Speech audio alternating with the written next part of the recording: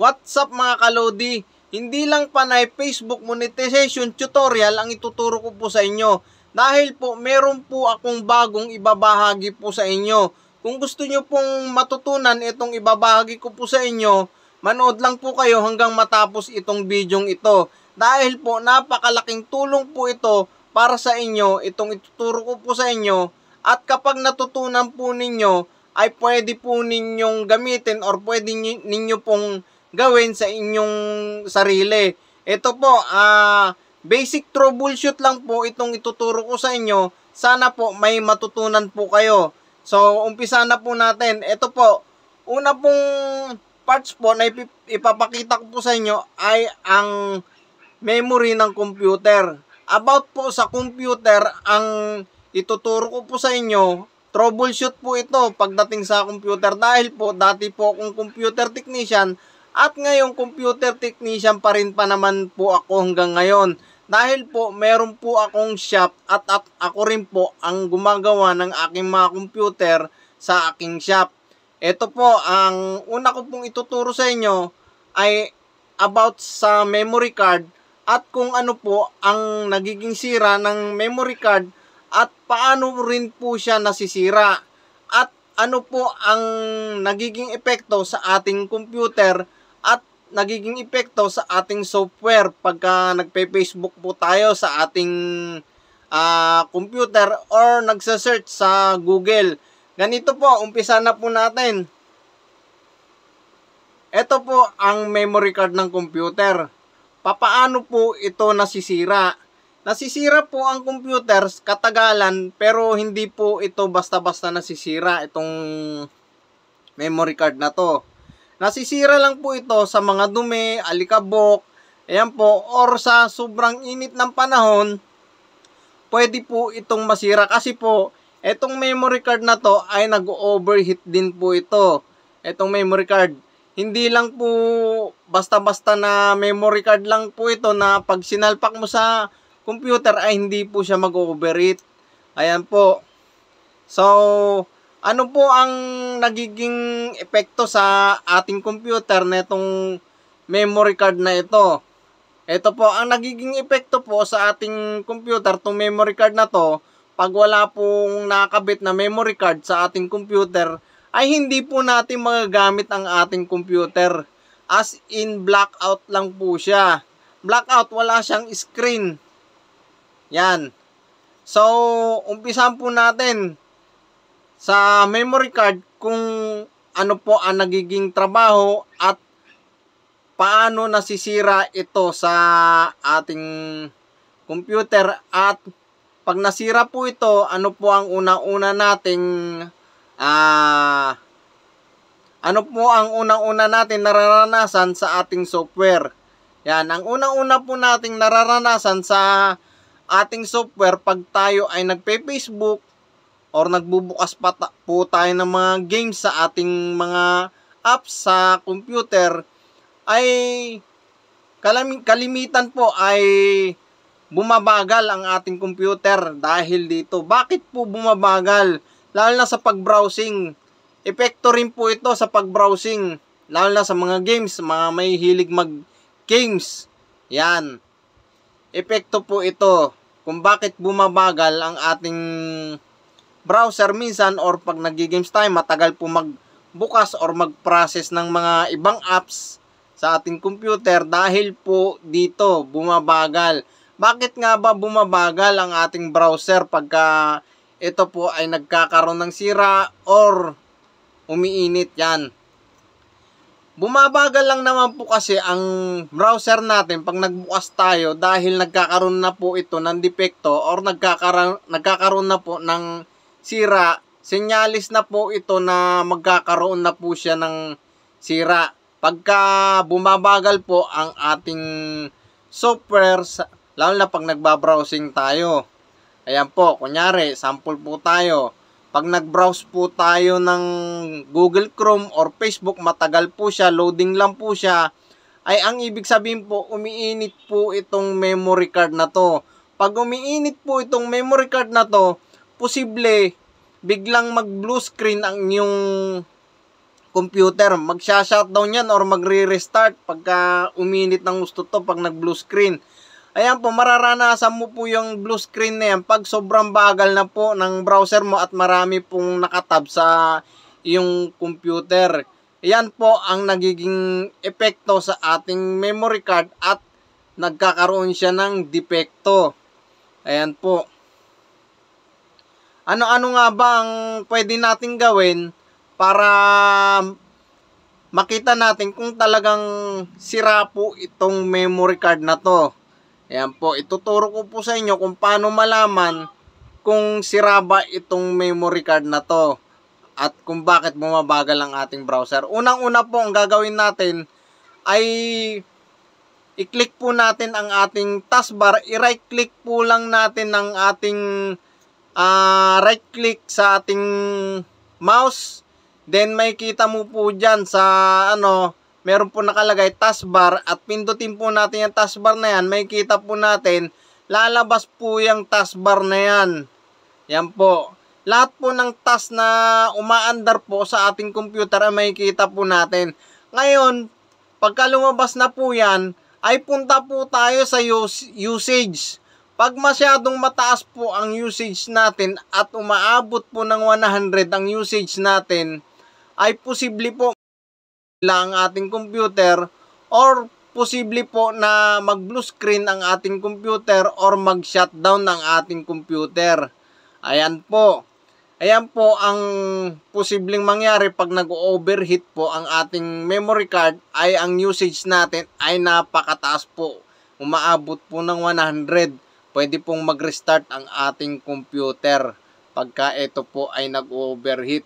Ano pa ang pwedeng maging dahilan kung bakit nasisira ito? Ito po, kung bakit pa po ito nasisira ay sobra-sobra po ang binubuksan natin na mga apps, hindi po kinakaya ng memory card, ay pwede pong mag-shutdown or mag-restart ang ating computer. Yan po. At karamihan po ang nangyayari dyan ay nag-blue screen po siya pagka nasosobran po sa usage. Yan po. So, pagka pag inopen natin yung computer natin at wala pong lumabas na display, ay posible dahilan po itong memory card. Anong dapat natin gawin para lumabas ang display natin sa ating computer? Ayan po, ang gagawin po natin ay unang-una ay natin muna ang ating computer. Yan po, ibabalik po natin ang display kung black screen. Ayan po, ang gagawin po natin, patayin muna natin computer at ang gawin po natin ay ilabas po natin yung CPU at i-check po natin itong memory card. Paano ba i-check itong memory card na to? Unang-una, ang gagawin natin ay tanggalin muna natin sa saksakan ng computer. Yan, pag natanggal na po natin sa saksakan ng computer, ang gagawin po natin ay i-remove po natin ito. Kumuha po tayo ng eraser or yung pambura ng lapis, pwede po yung kahit anong eraser, ay ang gagawin po natin ay tanggalin po natin to. Nakikita nyo po itong gold na to, yan, yung gold na yan, yan, nakikita po na. Linisin po natin ito gamit po ang eraser, yan po.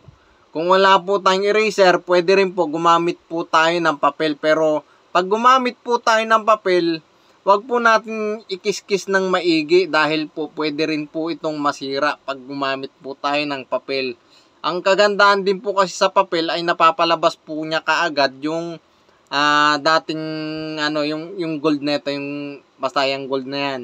Yan tanso na yan, napapalabas niya kaagad. Yun po ang kagandahan sa papel kasi parang liha po yan, yung papel nakikis-kis po ito.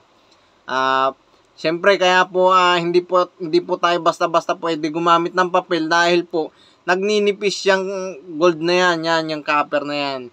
Nagninipis po yan pagka ginagamitan po natin lagi ng papel. Kaya mas maigi po ang gamitin po natin panlinis dito pagka tinanggal po natin sa ating computer at black screen po ay eraser po. Ayan po, ang pinakamagandang panlinis po dito. Ayan po, so pag nalinis na po natin ng eraser ito mismong gold na to, yung lilinisin po natin. Ang gagawin natin, kumuha naman po tayo ng malinis na paintbrush. Ayan po, malinis na paintbrush. Teka, kukuha po ako ng sample na motherboard. Ito po. Ayan, kumuha po tayo ng paintbrush. Ito po. Ayan. Nakikita nyo po itong ayan, yung memory slot na yan. I-paintbrush po natin yan. Kailangan po yung paintbrush na gagamitin natin malinis, bago at dry po siya. Hindi po siya kailangan basa. Dry po ang yan natin dito. Yung maliit lang po na paintbrush. Ngayon po, pagka may paintbrush ka, ganyan-ganyan mo lang po dito sa part na to. Teka, kuha po tayo ng ano, kung para may turo ko ng maigi, hindi lang sa panay kamay. Yan po. Ang topic po natin ngayon about computer, para pag may computer po kayo sa bahay, ay pwede mo po itong gawin pag nasirang ko. So, pag na-brush na po natin ito, ang gagawin po natin, pagkatapos natin, ito po, laruin po natin ng konti. Ayan, kasi naki-stack po yan. Yan. Laruin po natin, siguro mga 10 times lang natin ni ganyan. Dahil po, ito po ay nasisira rin po. Yan. Pagka ito po ay hindi po na, ano, na-stack lang siya, ay mahirapan ka po na, ano, tumitigas po kasi ito. Hindi na po siya basta-basta naglalak sa computer natin, at kailangan po natin diinan na maigi pagka ikakabit na natin yung memory. Yan. Laruin lang natin ng 10 times para lumuwag lang siya at malaglag yung dumi dito na nakasiksik. Ayan po. Ayan ang memory na, ayan po ang memory slot natin, at tinatawag po ito na motherboard. Ngayon po, asan ang memory natin? Wala na. Ito po ang memory natin. Pag nalinis na po natin, ibalik na po natin ngayon. Yan po. Yan, nalinis na po natin, balik na po natin. Ngayon, pag nabalik na po natin, at subukan po natin isaksak ulit ang ating computer. Yan po, pag isaksak na po natin ang ating computer, at pag nagkaroon po ng display, ay okay po. So, paano pag wala pa rin siyang display? Nalinis mo na tong memory na to. Ang mangyayari po niyan ay, ang gagawin po natin ay i-check po natin yung VGA cord natin kung okay pa. Kung meron ka pong extrang VGA cord or HDMI cable, palitan po natin yan. Pwede rin pong case po yan. Ganito po, paano po natin malalaman kung ang ating cable, VGA cable, HDMI cable ay hindi na po nagpa-function? Ganito po yan, pag inopen mo po yung computer at wala pong display, pero may tunog po yung speaker, posible po, palitan mo na po ang yung VGA cable or ang HDMI cable na nakakabit sa iyong computer. Ayan po ang dahilan. So, pag nalinis na po natin ito, itong memory card, maaari pong bumalik sa dati nating yung computer, maaari pong bumalik sa bilis. Yan po. Kasi po masyado na pong marumi at hindi na po siya gaano mag-overheat dahil po ang ating dumi or alikabok na nakukuha dito sa motherboard ay nakakapag-overheat po ng ating computer. Yan po, nakakapag-overheat po ng memory card at nakakapag-blue screen po pag marami na pong lupa-lupa dito sa memory slot po natin. Okay po. So, kung may katanungan po kayo dito sa memory slot na to, ay maaari po kayo mag-comment sa comment section.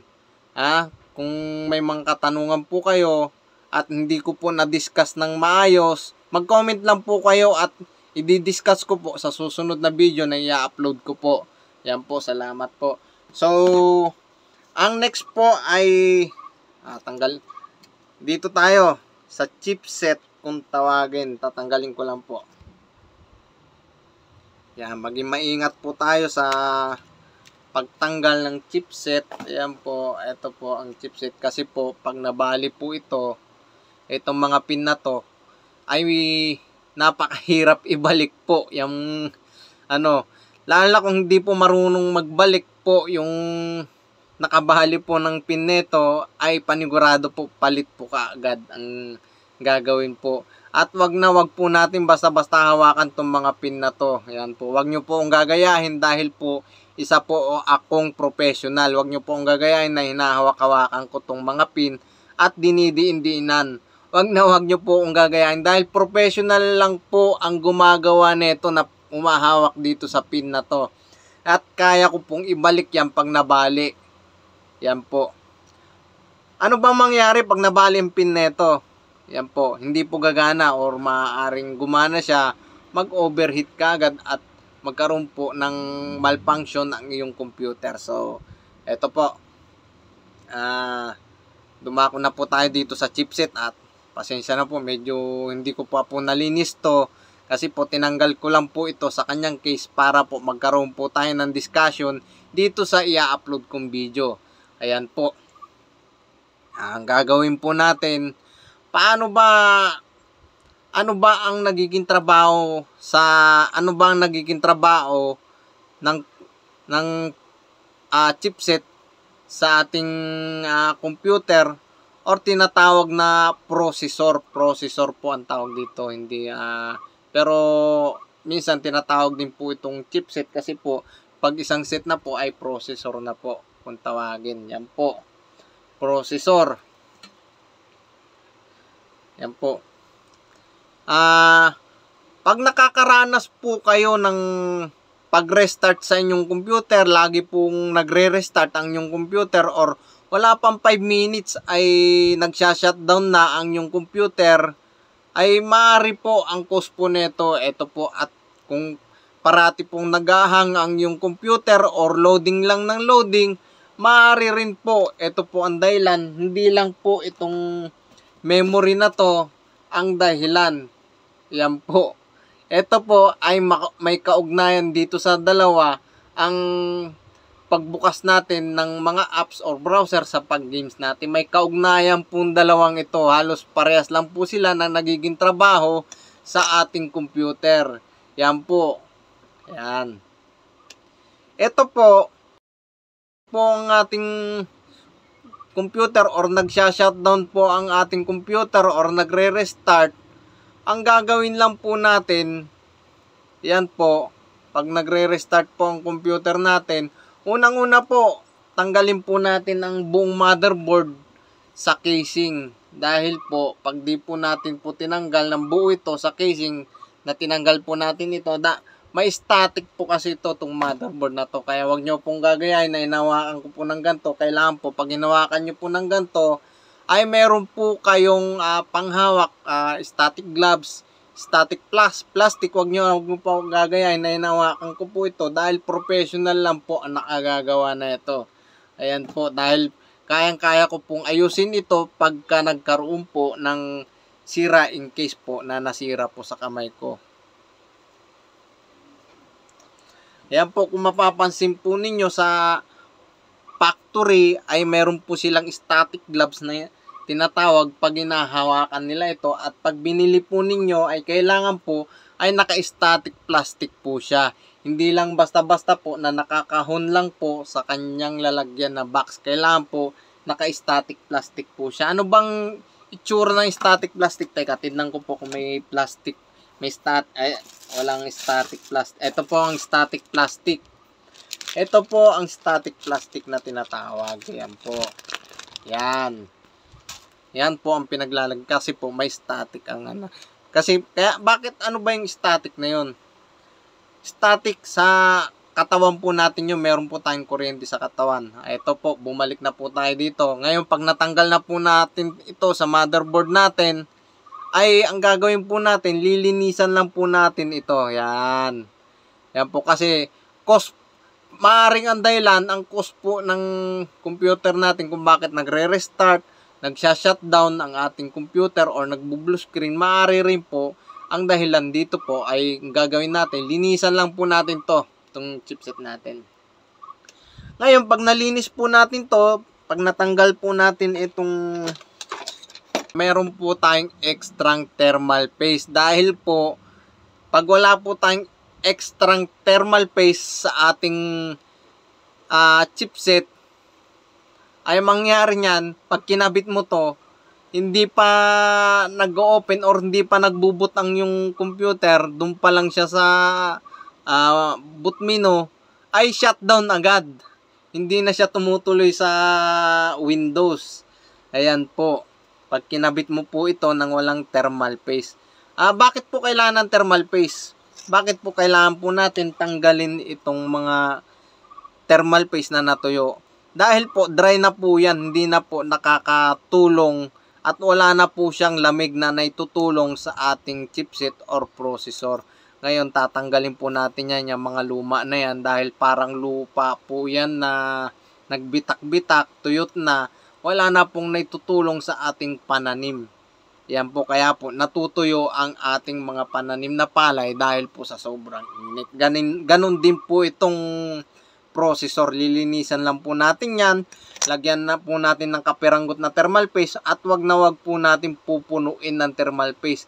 Kapiranggot lang ang ilalagay natin thermal paste dahil po pag nilagay po natin ito at nadikitan na po ng processor pan ay aabot po hanggang dito yung thermal paste. Yan, aabot po. Dahil pag marami ka po nilagay ay maaari pong umapaw at mapunta po dito sa mga pin na to. At pag nabasa po yan ay magkakaroon po ng surge or maaari siyang masira or pumutok. Yan po sa mga hindi pa po nakakaalam. Ngayon po, pag nalagyan na po natin ng thermal paste, ibalik po natin, pagdikitin po natin to. Then, ibalik po natin dito sa motherboard muna bago natin kabit yung processor pan.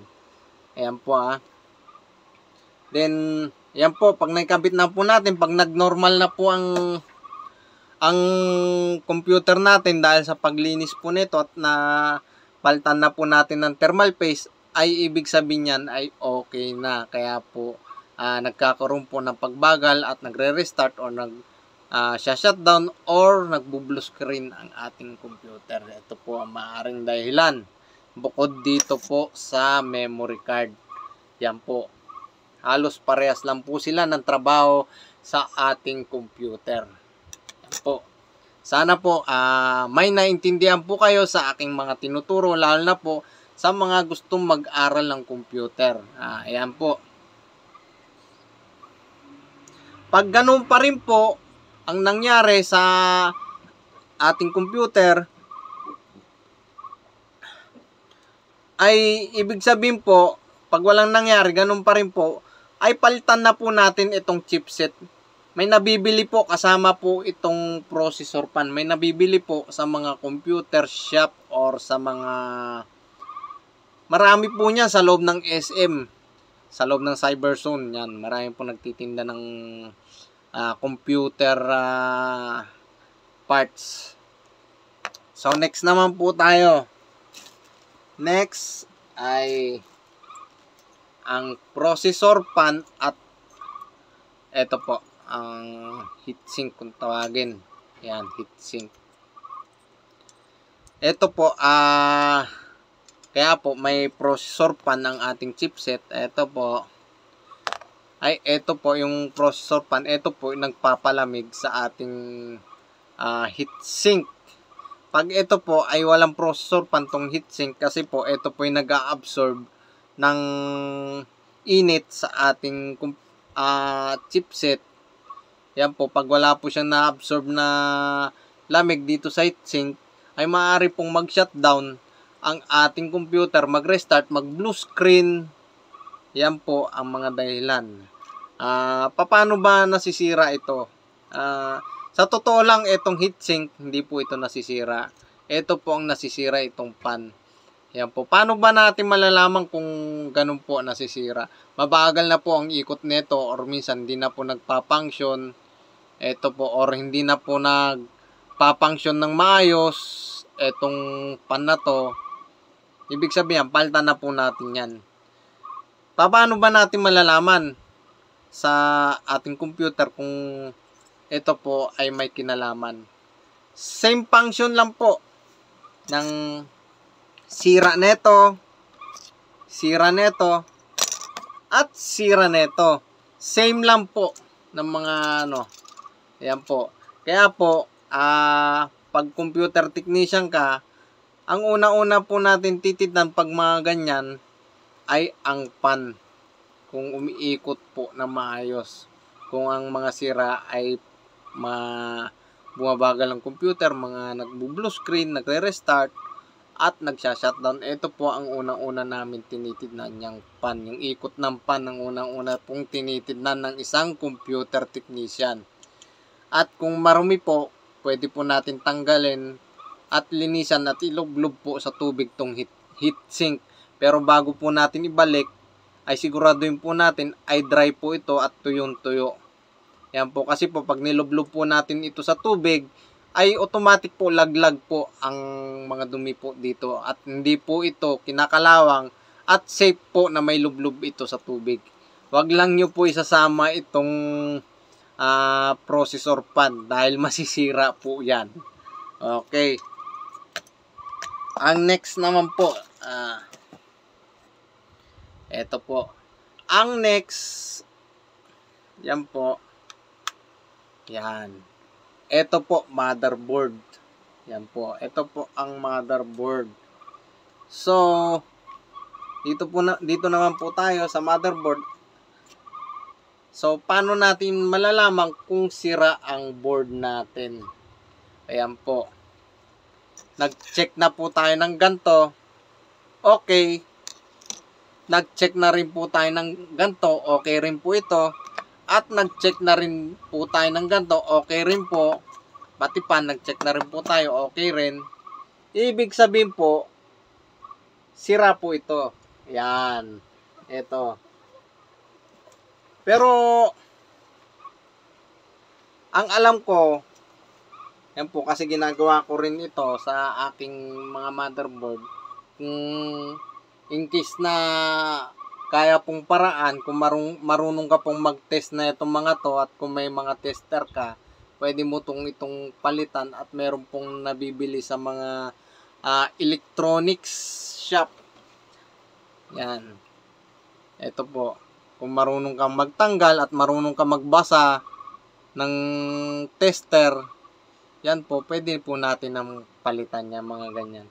Kasi po, karamihan po, ito po mga nasisira, capacitor, itong mga ganyan, yan po, at lalong-lalo na sa may power supply, ang power supply na ito po ang power supply, source of power supply, ito po, yan, source of power supply, maraming capacitor na yan po, so, ito po ang motherboard natin, yan po, at dito po sinasaksak ang video card. Kung maglalagay po tayo ng video card sa ating motherboard, at napakaganda po nito pag naglalagay po tayo ng video card sa ating motherboard, lalo na pagka mahilig po tayo maglaro ng mga games, lalo na yung mga kailangan ng video card na games, matataas ang requirements, matataas ang specs requirements, ay kailangan po natin maglagay ng video card at mag-upgrade ng memory. Yan po, mag-upgrade ng memory. Na-upgrade din ba ang processor? Opo, na-upgrade din po ang processor, basta same socket lang po yung bibilin po ninyong chipset or processor. Paano ba malalaman ang ang model ng chipset kung nasira ito? Ito po, nandito po, kiskisin lang po natin yan kung wala na yung box. Nandyan po yung model ng chipset, nakatatak po dyan sasampulan ko po kayo kung paano siya makikita. Tatanggalin ko po, wait lang po, ito tatanggalin po natin. Ayan, meron pa siyang barcode. Hawak ko yan. Yan, ito po. Kung makikita po ninyo. Ayan, kung naaninag nyo. Ito, ayan, nakasulat na yan. Ayan po yung model niya. Yan. So, sa mga hindi po nakakalam, nandito po nakasulat yung model niya. So, balik na ulit po tayo sa motherboard. Yan. Ano-ano ba ang pwede nating i-upgrade dito? Memory, chipset, video card, at ang power supply natin, pwede po nating i-upgrade ng mas mataas na version. Yan po, basta semi-slot lang ang ating bibilin sa mga computer shop. Ayan po, pwede ba tayo magkaroon ng extrang internet slot sa ating motherboard? Pwede po tayo maglagay ng extra internet slot. At dito po nilalagay, yan po, dito po. Dito po ang video card, extrang internet slot, or meron po tayo nabibili USB na kinakabit na lang dito para po magkaroon po ng pero may mga installation po yun, kaya mas maganda plug and play na lang po. Dito po nilalagay mga plug and play. Yan, hindi na po kailangan installan kasi po yung mga USB po na kailangan po meron pong ini-install yan. Pero meron din po nilalagay na USB na ay hindi na rin po ini-installan. Depende po sa sa mabibili po natin. Yan po. Yan. So, ano pang gusto po natin malaman? Paano ba natin malalaman kung sira po itong ating mga port? Yan, itong mga port na yan. Paano natin ba malalaman kung sira itong wait lang, skip muna po tayo dyan. Hindi ko pa po na-explain kung paano nasisira ang ating motherboard. Yan po, paano ba nasisira ang ating motherboard? Sa dumi, alikabok. Pag napupuno na po ng alikabok or naglulupa na to, kailangan na po natin linisan kasi po nagkakaroon po ng static sa alikabok, lalo na pag naglulupa. At hindi po makahinga ng maayos ang ating computer or motherboard sa ating computer.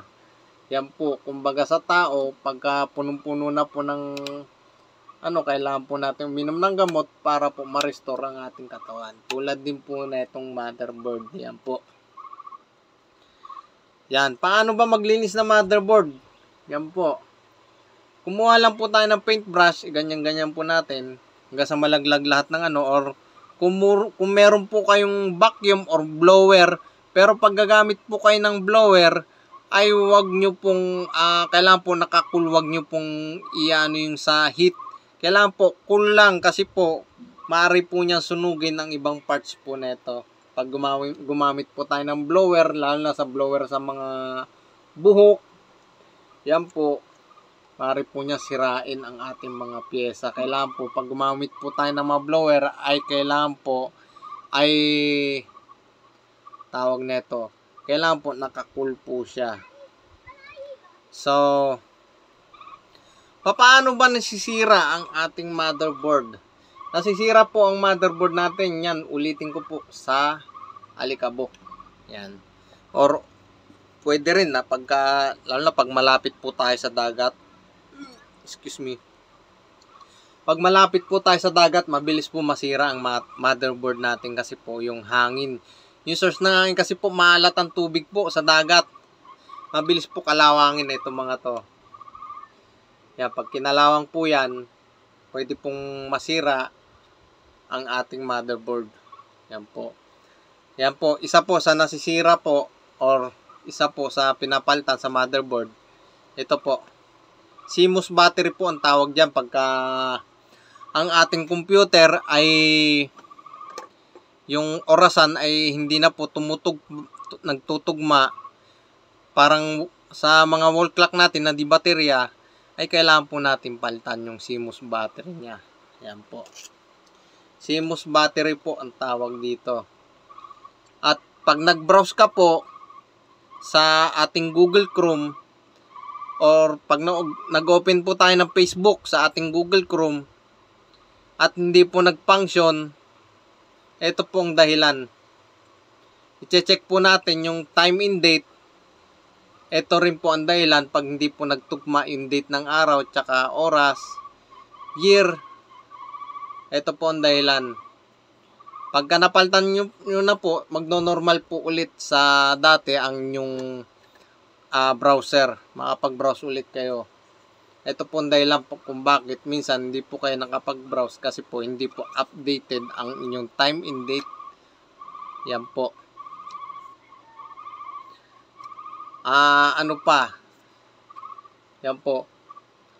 Ang nagiging sira po ng motherboard natin ay halos parehas lang po ng chipset, memory, at siyempre chipset kasama na to. Yan.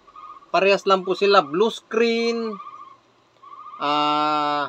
nagre-restart ang ating computer, nagsha-shutdown, maaaring motherboard din po. Yan. Diba? Pag naging computer technician ka, medyo masakit sa ulo, maraming chinecheck, hindi lang isang parts, di ba? Hindi lang isang parts.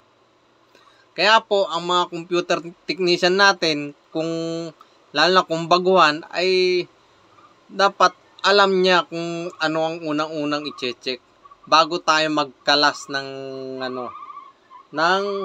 motherboard sa ating CPU. Para hindi po hassle. Kasi po yung iba, ang ginagawa, tinatanggal kaagad po ito sa CPU case at ito kaagad tinitis nila. Hindi po, mali po yun. Mali po. Ang pag-check po dapat, umpisan po natin yung madaling tanggalin po.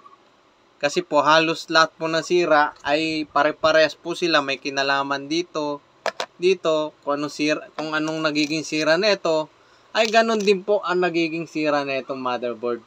Nag-blue screen, nagsha-shutdown, nagre-restart, at iba pang nagiging sira.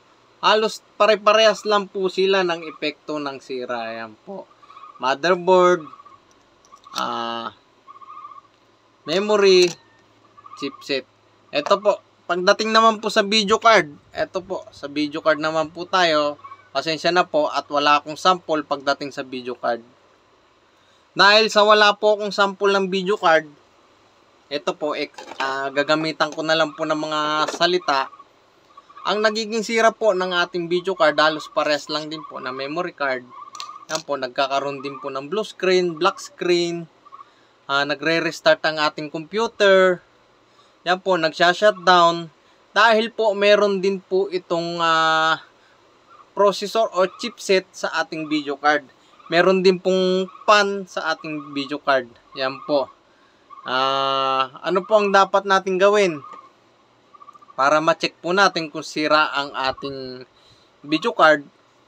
Ang gagawin po natin, tatanggalin po natin ang ating video card sa ating motherboard.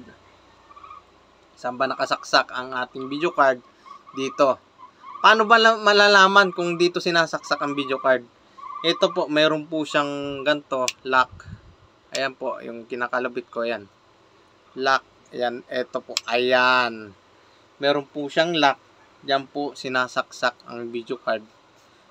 Ayan po. Ang gagawin po natin, tulad ng memory card, ang video card ay meron din pong, ito, yan, ito. Meron din po. Gagawin po natin, gumamit din po tayo ng eraser. Kung wala din po tayong eraser, pwede po yung papel na malambot. Kiss-kiss natin dito, pwede rin po. Or kung may eraser po tayo, yan po. Ganon din po ang gagawin po natin dito. Huwag tayo basta-basta magkikis-kiss ng mga papel na lalong-lalo na po, kung yung papel na yun ay sobrang gaspang, huwag po natin basta-basta ikikis-kis dito. Yan po. Pwede natin pang kis-kis dito yung dyaryo or kahit anong papel na pang-grade doon, mga ganon. Bond paper, pwede po net dito. Yung mga scratch paper. Pero wag po natin didiinan kasi po nauubos ito. Nauubos kasi po ang papel parang liha rin po. Yan po. Parehas lang din po sila nagiging sira ng memory card tsaka video card. Yan po. So, Ang next po, dito naman po tayo sa mga slot. Ayan po. Yan, napapalitan po itong mga to. Meron po nabibiling mga ganito. Napapalitan po sa mga supplier po. Ino-order po ito. Kung meron po kayong direct supplier na pinupuntan, nabibili po ito itong mga to. Yan. Yung mga slot na yan napapalitan pag nasira po ito. Paano ba malalaman kung ito ay nasisira? Unahin po natin to. O paano natin malalaman kung sira ito? Ganito po, unang-una po natin gagawin, kung yung earphone natin or headset na ginagamit or speaker, kung okay naman, itines po natin sa ating cellphone or sa ibang computer ay okay, ibig sabihin sira po ito. Pwede natin po itong palitan. So, ito naman po ito, bihira lang po mangyari po ito na masira itong LAN port. Ito pong LAN port ng ating motherboard. Bihira pong masira ito. Tsambahan lang po ito na masira. So, paano ba malalaman kung nasisira po ito? Paano ba malalaman kung sira ito? Siyempre, bumabagal yung pasok ng internet. Ang gagawin po natin, magpalit po tayo ng bagong cable. Pagka nakapagpalit po tayo ng bagong cable, dahil po yung cable na yun, yung sa loob ng cable, ay sobrang nipis po ng mga cable na nandun. Yan po. Sobrang nipis lang po nun, yung loob nun, yung LAN cable natin. Akala nyo, ano lang siya, yung makapal siya. Pero sa pinaka-internal, nun, maninipis lang po yun. Madali lang po mabali yun. Madali lang pong maputol yung laman nun. Yan po. So, paano natin malalaman? Bumabagal, walang pumapasok na connection. At syempre, i-check pa rin po natin sa ating ginagamit na router or modem kung okay yung unit natin na router or modem. Yan po, magpalit po tayo ng cable. Kung umokay yung cable po natin, good po ito kasi bihira lang po nasisira ang LAN port. Ito po, karamihan po, mabilis po ito masira. Itong, minsan mas nauunang mouse hindi ko alam kung defecto yung unit or yung sa mouse kasi lagi akong minsan, hindi rin naman lagi, nagkakaroon, siguro nakadalawang board ako nito, ito sira kaagad. Ang ginawa ko, nagpalit ako ng mouse, umokay yung mouse kasi po, paano ko nalaman kung bakit sira to? Hindi po nagpa-function yung mouse pointer ng maganda kasi po, yung mouse pointer natin, ayan po, pag ginalaw po, may delay minsan hindi ka agad sumusunod yung yung mouse pointer. Subukan natin palitan yung mouse natin. Pag umokay, ibig sabihin yung mouse ang sira natin. Pag ganun pa rin, ibig sabihin sira ito. Yan. Ito po ang pinakamaganda ngayon, 3.0. Nasa na ito? 3.0. Yan po ang pinakamaganda pag meron ka pong 3.0 sa iyong motherboard. Minsan po, color red po inilalagay dito. Hindi ko alam kung bakit pinapalitan nila ng kulay. Ayan po. 3.0 ito kung tawagan. Ito po, 2.0, 3.0. Kaya po, kung may makita ka sa iyong motherboard na 3.0, dito mo po isasaksak ang yung cellphone kung mag-charge ka or baback up ka ng mga storage mo dito dahil po napakabilis po mag-process ng 3.0 kaysa 2.0. Yan po. Kasi po ang 2.0 ay standard lang po ang speed na binibigay niyan. Ang 3.0, yan po ang process niyan ay napakabilis. Hindi po hindi ka po maiinip sa pag-transfer ng file mo dito. Yan po. So, ito po BGA kung tawagin, yan po. Pwede po natin na palitan to, napapalitan din po to kung may direct supplier kang alam, may nabibili rin po nito. Napapalitan po ito, tsaka to. Same lang po, kung walang display ang yung computer at may sound naman ang yung speaker, ang ibig sabihin, subukan mo munang palitan yung BGA cable. Pag ganun pa rin po, napalitan mo ng BGA cable, maaring sira na rin po ito. Yan po. Yung iba po, pagka nasira to, kaya na, ang di alam ng mga customer na bumibili sa napapalitan po itong mga to.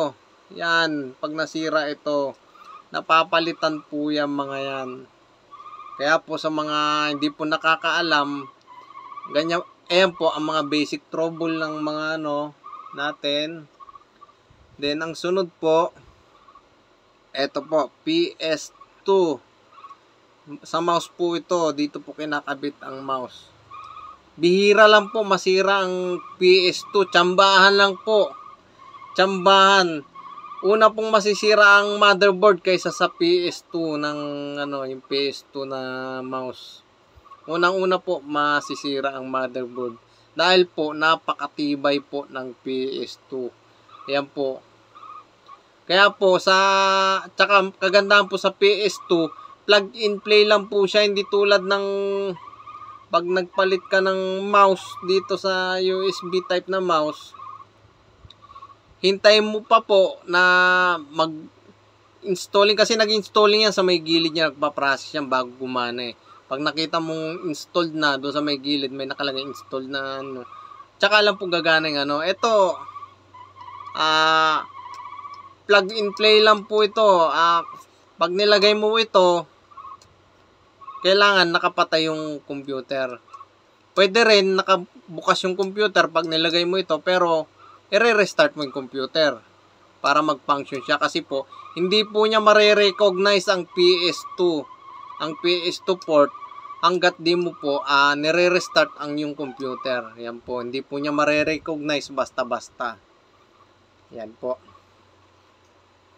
Ito naman po, dito po sinasaksak ang power supply. Yan, dyan po nilalagay yung power supply.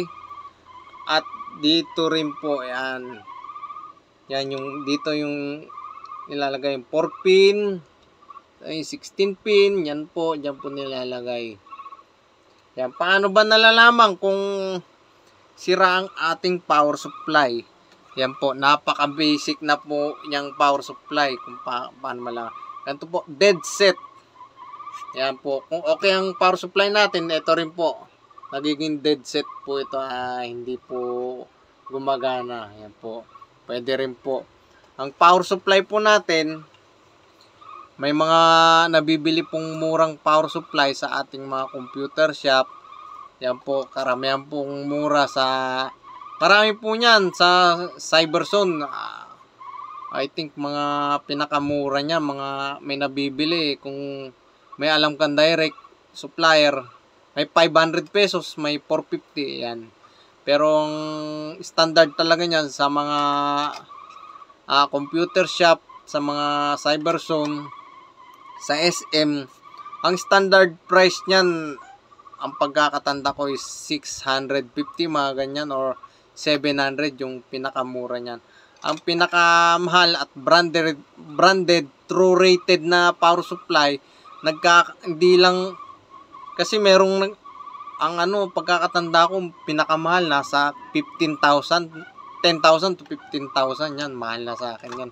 Meron nabibili niyan, napakagandang power supply. Pang gaming na po 'yun. Ayan po. So ano pa ang natin? So, ingat-ingat po tayo sa paghahawak ng motherboard. Huwag nyo po ang gagayahin.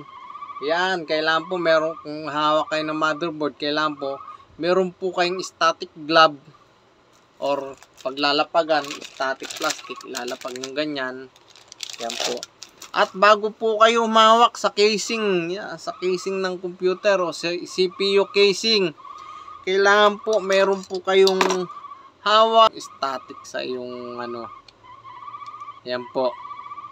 So, magkakaroon po ng static yun. Baka magulat ka bigla. So dapat may screw kang hawak at i-ano mo sa i-touch mo sa CPU. At pag may narinig kang tumunog, tutunog yun or minsan pwede mong hawakan yung screw. Yan yung screw. Hawakan mo and siyempre mararamdaman mo yung static nun, magugulat ka. Yan. Yan lang po ang mga basic troubleshoot sa ating mga computer. At tungkol naman po sa mga software, yan po ang natin sa mga pagdating sa software ay napakahirap pong ayusin pagdating sa software, lalo na po sa mga nasisirang software sa ating computer, lalo na pag nakukurap, lalo na yung mga gustong magpa-backup tapos corrupted yung laman ng files, corrupted yung OS, operating system, napakahirap po i-restore. Kaya po mag-ingat-ingat po tayo sa paggamit na ating software. At huwag na huwag po tayo basta-basta magda-download or mag-install ng kung ano-no sa ating computer, dahil po napakahirap i-restore po nito. Kaya kung minsan kung dadalhin po ninyo sa paayusan or sa paggawa ng computer, pag sira po ang software po ninyo, ay ang ginagawa na lang po ng computer ay mga computer technician ay sinasuggest po nila i-format na lang, kasi po pinakamadaling way po yun ay i-format.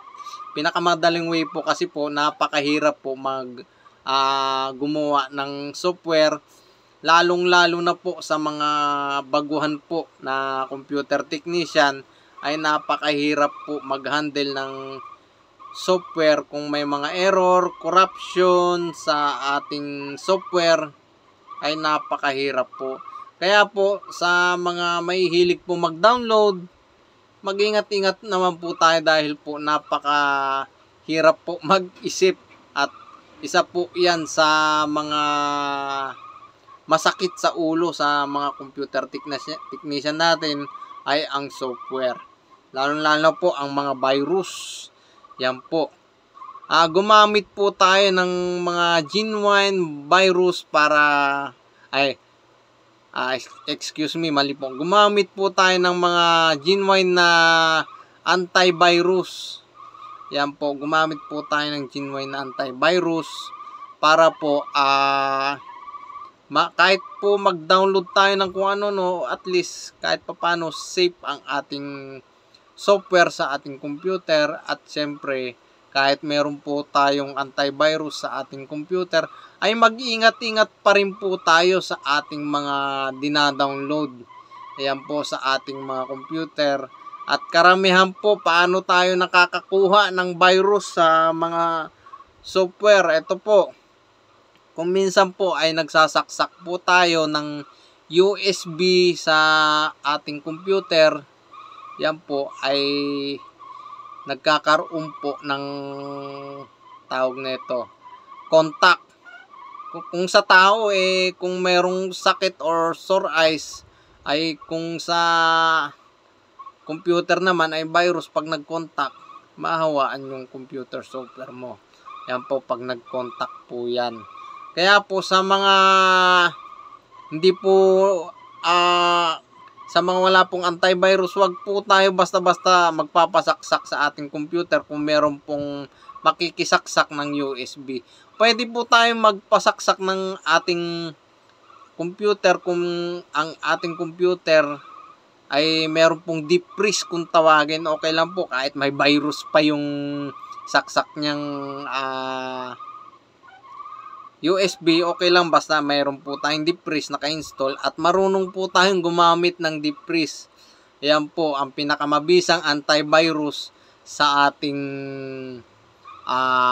computer. Ang paalala lang po, ang deep freeze hindi po antivirus yan. Pang-freeze po yan ng ating software at ginagamit po ito sa mga computer shop, yung deep freeze. Yan po kasi po iniiwasan po nila yung mga nagsasaksak po ng mga USB na may virus, iniiwasan po nila na masira ang kanilang operating system. Kasi po, once po na masira ang kanilang operating system, ay pwede po nating i-restore. Napakadali lang naman po i-restore, pero mahirap para sa may-ari i-restore. Siyempre, may-ari.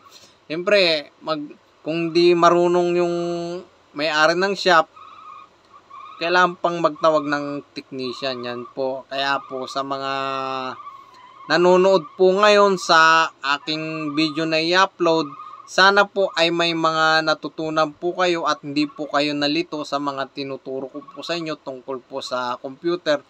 At napaka basic troubleshoot lang po ang mga itinuturo ko po sa inyo dito. So, next time po, magtuturo po ako ng mga talagang troubleshoot, actual troubleshoot po tayo next upload ng video. Yan po sa mga mag-aabang po ng video natin. Kung gusto nyo pong magkaroon pa po ako ng mga video tulad neto, ay mag-comment lang po kayo sa comment section kung anong gusto po ninyong gawin kong content tungkol sa computer.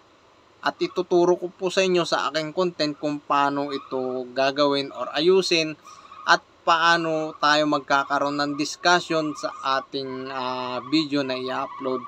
So, ito po ang natin, ang motherboard. Yan po. Yan po. Ito po ang pinaka motherboard. Pag ito po ay nasira at phase out, yan po, ay magpapalit ka po ng buo. Ano ba yung buo na yun na papalitan mo? Ang matitira lang po sa papalitan pag phase out po ay ang power supply. Ayun lang po ang matitira sa iyong computer. Pag ito po ay ang nasira motherboard, yan po, napaka-hassle at napakagastos po pag nasira po ang motherboard. At lalo na po, kung phase out na ang yung motherboard, obligado ka pong magpalit ng memory, obligado kang magpalit ng chipset. Yan po yung chipset, kasama na po sa processor pan pagka binili po ninyo itong chipset. Obligado ka pong palitan po lahat yan. Yan po. Yan. Video card, kasama rin po yan sa papalitan. Depende po sa slot ng video card kung available pa po. Pero matagal naman po bago ma-phase out ang ating mga motherboard. Siguro ang pinakamatagal bago ma-phase out 3 years, 4 years. Yan po, nagpapalit na po ng bagong slot po. Ito po yung pine-phase out yung mga slot. Nagpapalit po sila. Yan. Kaya po nagbabago-bago po ng slot. Yan po, hindi ko po alam kung marketing strategy po yan ng mga business branded ng mga ganito, ng mga computer. Pero sa tingin ko, marketing strategy po nila yan para po magkaroon po sila ng benta at malaki po ang benta na napupunta po sa kanila. Yan po. Yan po. Sana po may mga natutunan pa po kayo. Ano pa po ang pwede nating idagdag sa ating discussion ngayon, sa ating i-upload na video. Yan po, wait lang po. Eto pala, kung mag-a-assemble tayo at newbie pa lang po tayo sa ating pag-a-assemble sa computer, napakahalaga po nito na nakasaksak po ito.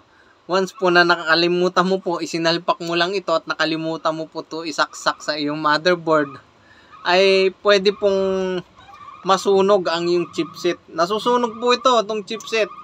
Na pag nag-overheat, sobrang init, nasusunog po ito. Pag nasunog po ito, automatic masisira po ito pag nasunog po ito. Yan po. Sa mga baguhan po, mag-iingat-ingat po tayo sa paghahawak ng chipset. Yan po, huwag nyo pong gagayahin.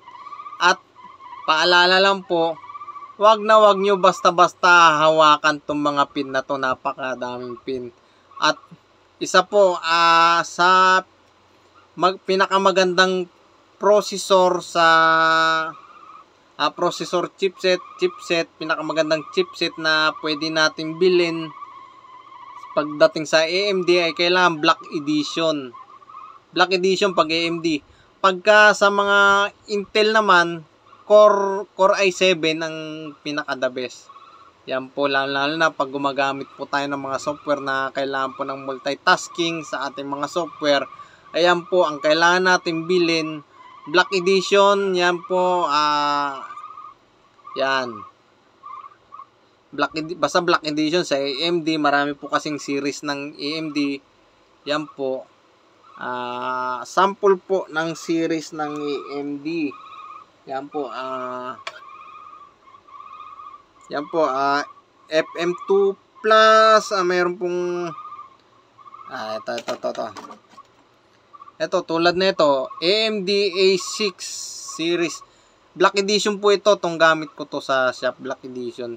Meron po nito yung color blue na box niya.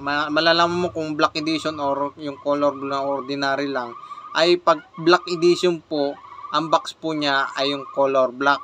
Pag yung color blue naman po, ayun naman po yung ordinary na natin. So, ano bang meron sa sa mamahaling processor? Yan po. At bakit napakagandang gamitin pagdating sa multitasking?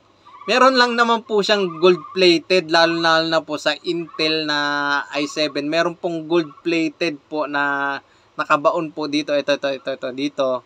Dito po makikita, meron pong gold-plated yan. Kasi po, ang gold po ay napakaganda po mag-process sa ating mga computer. Samantalang po ito, yan po, hindi po siya gold-plated. Yan.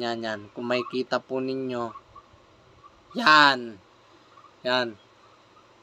Kaya kung ako, ang pinakamagandang gamitin na processor pagka tayo ay gagamit ng multitasking ay gumamit po tayo ng Intel i7, pero kung low budget po tayo at wala tayo gaanong budget sa ating pambili sa ating processor, ay gumamit lang po tayo ng mga ordinary na processor tulad ng eto, mura lang po to, pero pang gaming na rin po ito tong AMD.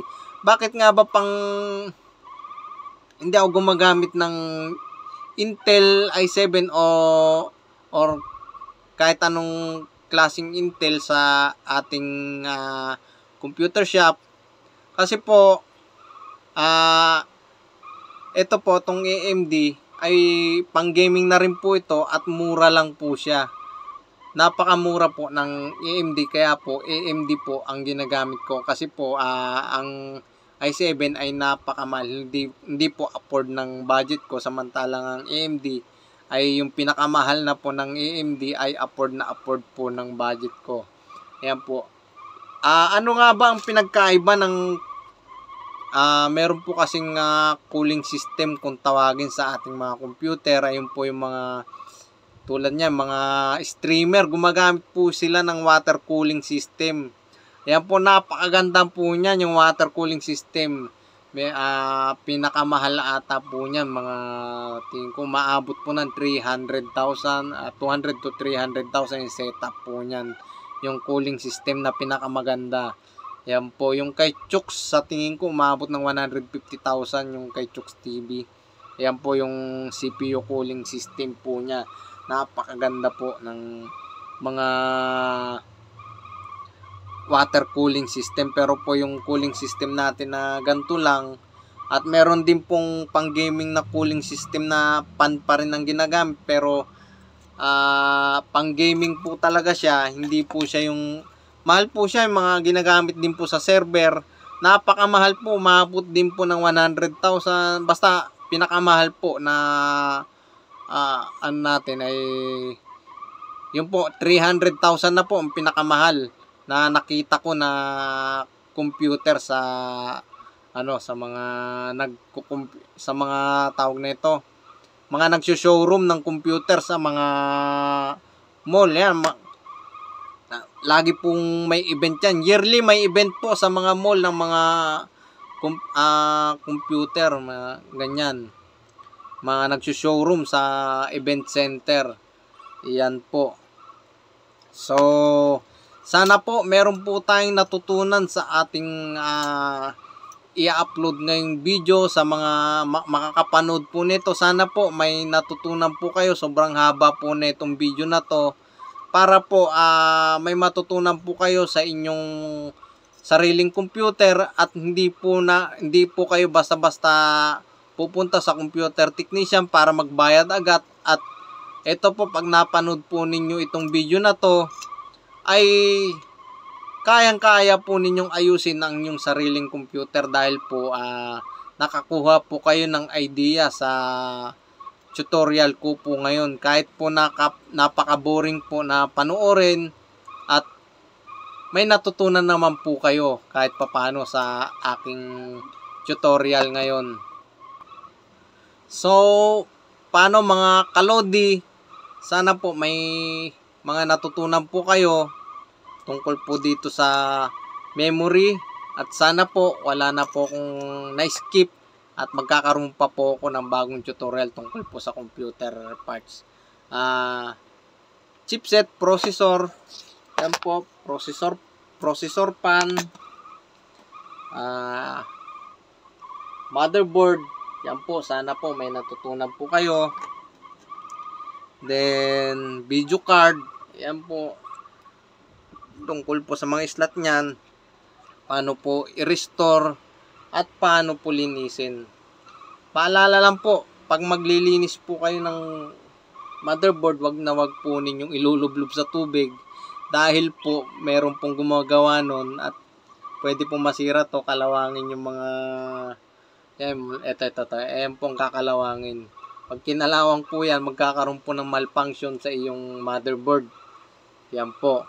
Kaya po mag-ingat-ingat po tayo, hindi po tayo basta-basta maglilinis sa motherboard. Gumamit lang po tayo ng paintbrush na dry para dito, or kung may po tayo, vacuum na maliit or blower, yung blower po natin kailangan po naka-cool at hindi po naka-on yung heat niya. Yan po. Paano ba tayo maglinis sa motherboard? Tanggalin po natin ito sa ating CPU case at vacuumin po natin lahat ng alikabok dito. Siyempre po, tanggalin po natin to kasi po, ito po, binabahayan po ito ng alikabok. Naglulupa po yan dyan pagka hindi po nyo ito tinanggal. Kahit hindi na po ninyo tanggalin ito, pero pag tinanggal po ninyo ito, kailangan po, mayroon po kayong thermal paste na nakaabang. Kasi po, pag tinanggal nyo po ito, automatic, tatanggalin nyo po yung mga dry na thermal paste. At kailangan nyo po i-replace ng bagong thermal paste. Yan po, kasi po, hindi po yan didikit. Kasi po, dry na po. Yan po. Kaya po, kailangan paltan. Ayan po ang nagdidikit sa ating chipset at processor pan. Yan po sa mga hindi pa po nakakaalam. So, sa mga hindi pa po nakakalam, hanggang dito na lang po ako sa mga marami pong nalaman sa ating discussion po. So, mga kalodi, yan po, sana po may natutunan po tayo sa ating i-upload ngayong video. Hanggang dito na lang po, i-upload ko na lang po ito at abang-abangan po ninyo ang aking mga ibang i-upload. Kung gusto nyo pang mag-upload pa ako ng ganito, mga basic tutorial, mag-comment lang po kayo sa comment section at gagawan po natin ng content. At kung may mga katanungan po tayo sa Facebook monetization tools natin, ay mag-comment lang po kayo sa comment section ng mga tanong po ninyo. Pwede po natin gawa ng content at pwede po ako mag-direct ng comment sa inyo. Yan po ang mga po natin. Yan. Sana po may natutunan po tayo sa ating basic troubleshoot. So, paano? Bye-bye!